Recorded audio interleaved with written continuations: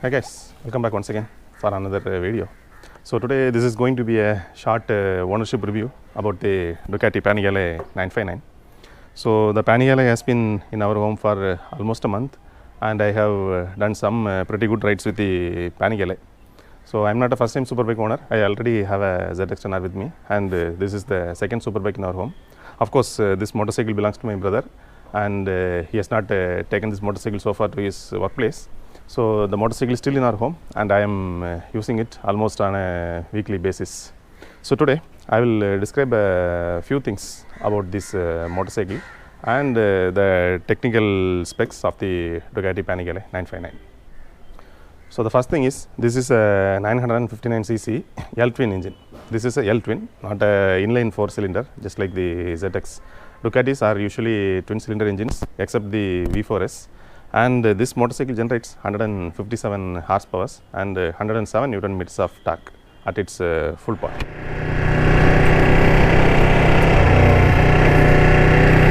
So looking at the power figures, the Panigale 959 is a lot more powerful than the 600cc super sport motorcycles.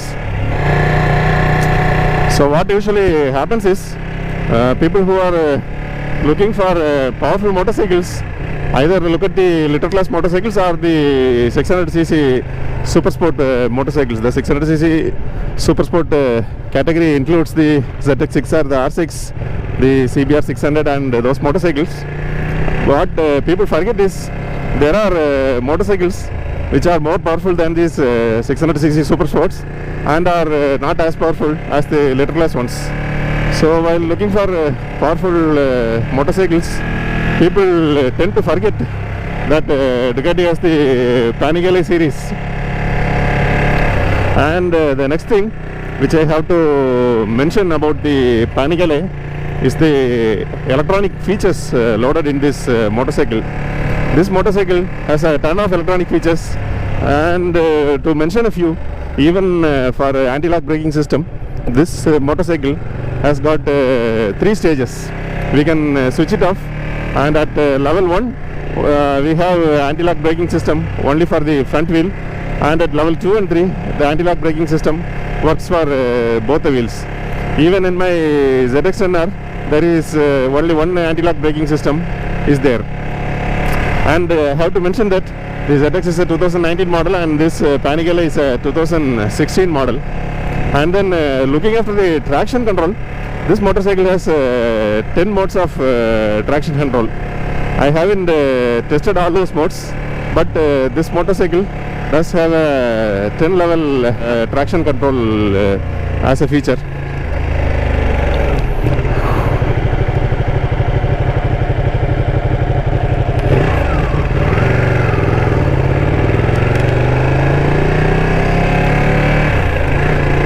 And even though a 2016 model, this motorcycle has a quick shifter for upshifting. For downshifting you have to press the clutch lever, but for upshifting you can do it just like that. And there are 3 riding modes in the motorcycle: sport mode, race mode and wet mode.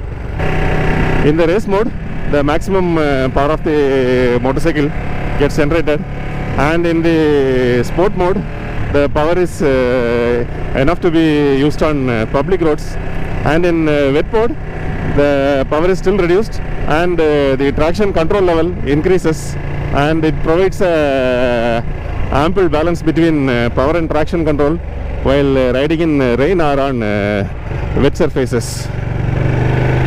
And one thing which I found odd with the Panigale is, while taking a U-turn, if you look clearly, I have completely turned the handlebar to the right hand side, and my left hand, the clutch lever almost, there is no space between my finger and the fairing, and in my right hand side, I am unable to use the throttle fully. My thumb finger just touches with the fairing.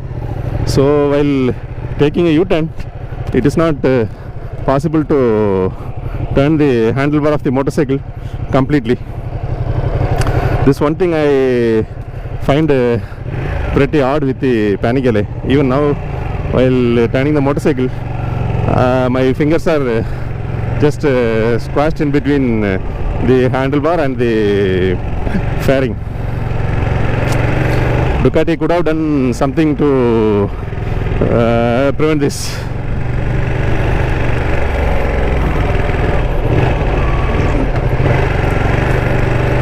And it's a Ducati, and I have to compulsorily mention one more thing, that is the heat generated by the motorcycle. Ducatis are known to generate a lot of heat, and the Panigale 959 is no different. This motorcycle indeed generates a ton of heat. Even now the temperature shown on my dashboard is 101 degree Celsius of heat. Even my ZX runner generates around 80 to 90 degrees Celsius while running at these speeds. But the Panigale generates a ton of heat, and you will feel the heat in your lower legs and your hind leg while riding the motorcycle. Even if you are riding it on a highway, there is no escaping from the heat generated by the Ducati.